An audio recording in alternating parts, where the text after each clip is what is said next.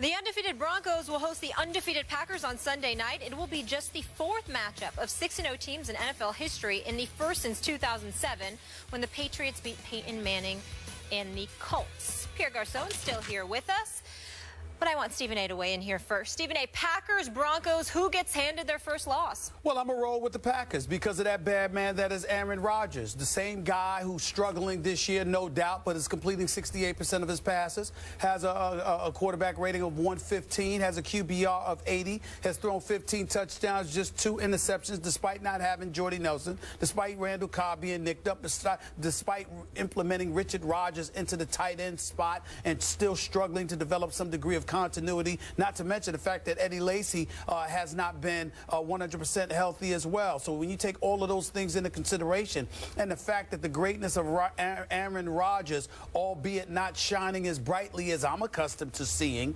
nevertheless is still effective enough to get them to an undefeated 6-0 record, the same as Tom Brady and Peyton Manning, by the way. I'm going to roll with the Green Bay Packers to win this game, although I know it will be tough, although I know that Denver's the better, more complete team right now, although I know the game is in the Mile High City.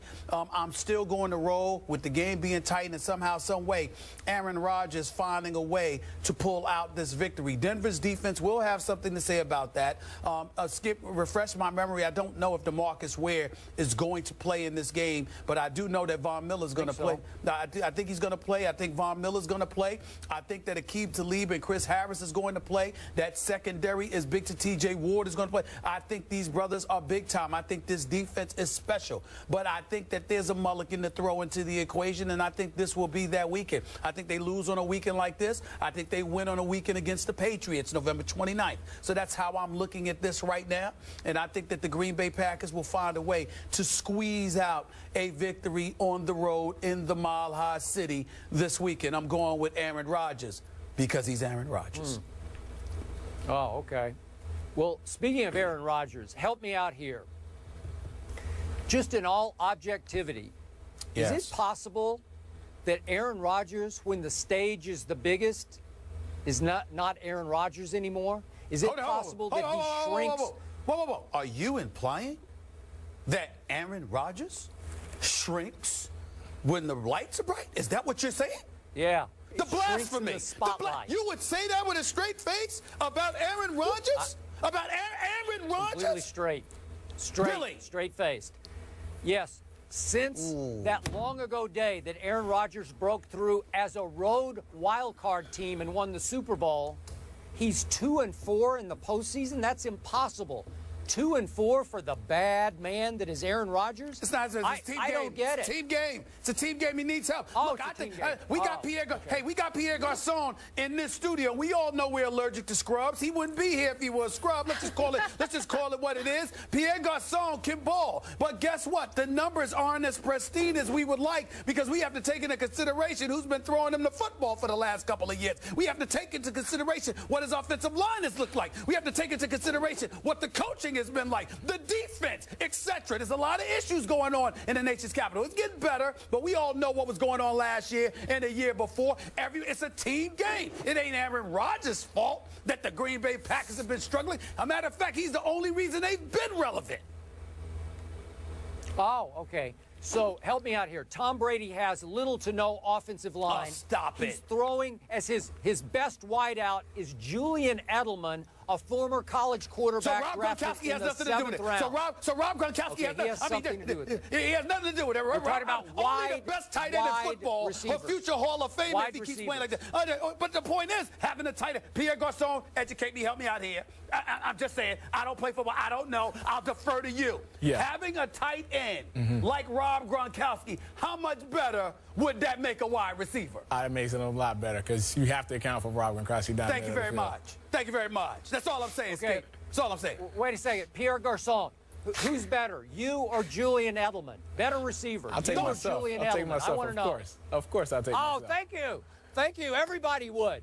Because Julian Edelman, to most people, is just another guy. And he's now a superstar thanks to Tom Brady, who makes everybody better. All of a sudden, off the scrap heap, hasn't played for almost 2 years. Dion Lewis. Well, where did he come from? he's another Brady product. They're all Brady products. Danny Amendola, Brady product. Brandon LaFell, Brady product. Okay, so Bill Belichick and Josh McDaniels have nothing to do with it. Okay. Okay. It's all about number 12. Trust me. Trust me, it is. Okay, now back to the great Aaron Rodgers, who in 6 games has only one 300-yard passing game this whole year.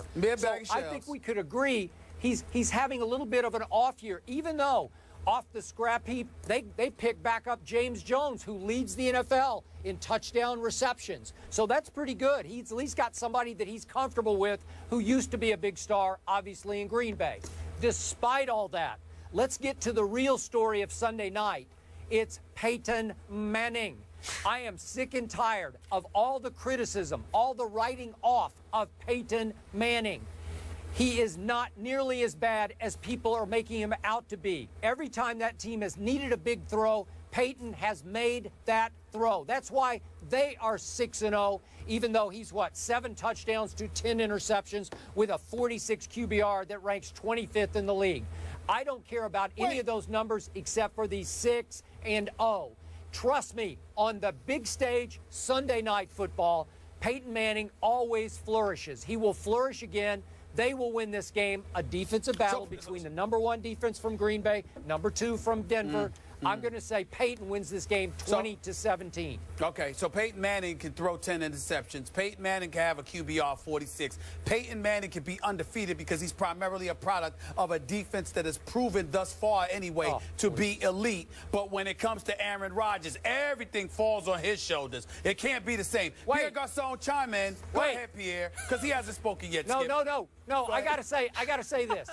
Green Bay has the number 1 ranked scoring defense in the whole league. Yeah, and look at who they play. Stop it. And look at who they play. Don't get me started. Look at who they play. Don't get me started. Go ahead, Pierre. Go ahead, Pierre. I can't listen to his dribble right now. Go ahead, man. To answer one of the questions, I don't think Aaron Rodgers shy away when the lights are on. I think he plays well, but going against Peyton Manning Sunday night in Denver against that great defense, it is going to be tough, especially with the receivers Aaron Rodgers has. I'll admit that.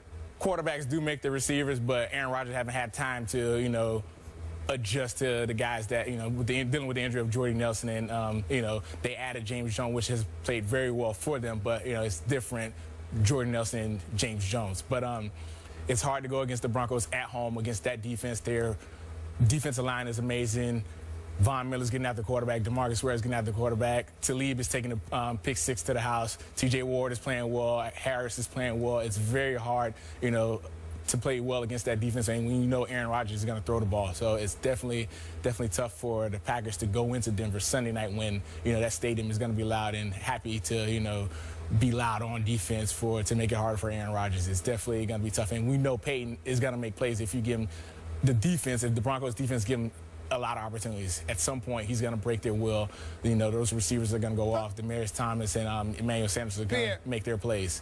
Let me put you on the spot, Pierre. Yes, sir. I'm not going to ask you about your quarterback because we all know the obligatory issue. You got to say Kirk Cousins. Forget Kirk Cousins for a second. Forget anybody on the Redskins. Yes, I'm not talking about anybody on the Redskins. If you could have one guy throwing you the football outside of the quarterbacks that you have, who would it be? One guy to throw me the pass. To throw you all day long. All day long. I'm going with Aaron Rodgers. I love the way he throws. I love the way he plays. I love the way he sits in the pocket. He's always looking to throw. He's not looking to run it. But, it's Aaron Rodgers has that confidence in his arm, has that confidence to throw it 90 yards, has that confidence to throw it, to dip and dunk it down the field. Aaron Rodgers is probably the best passer in the league. It's just special. Wait, time out. Go ahead, Wait Skip. a second. Go ahead, Skip. Stephen A. Smith just succeeded in changing the subject after Pierre actually went with my pick. He went with Denver to beat Green Bay. Yes, Denver to beat Green Bay. Pierre, I'm fine with that. Wait. Hold on. No, stop it. Did I just hear Pierre say that Aaron Rodgers is better than Tom Brady? Is that what you just said? Aaron Rodgers throws the ball better than Tom Brady, the best passer in the league. Tom Brady makes plays, Tom Brady wins the game, but Aaron Rodgers is the best thrower in the league. Wait. You have my vote. You got my vote, Pierre. Stop it. Who is your next opponent? New England Patriots. We're looking forward to it. Oh! Looking forward to it. What they got to do with anything? Wait a second. What they got to do with anything? That just went up on the bulletin board.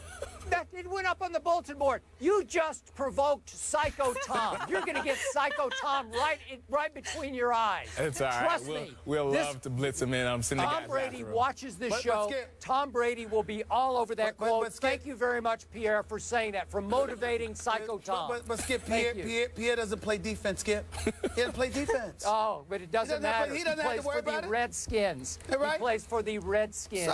Yes. So he's just telling the truth. He's just telling the truth. Appreciate that. I know, bro. Way to go. Looking forward to it. Yeah, you better. You got my vote, Pierre. You got my vote. Pierre for the Senate. Put up with every day, Pierre. Thank you. Thank you for putting up with those two. November 8th. I ain't voting for Jay Feely because he loves Skip too much. I'm not voting for Jay. I love you, Jay, but I ain't voting for you because you love Skip too much. I can't do it. I can't do it.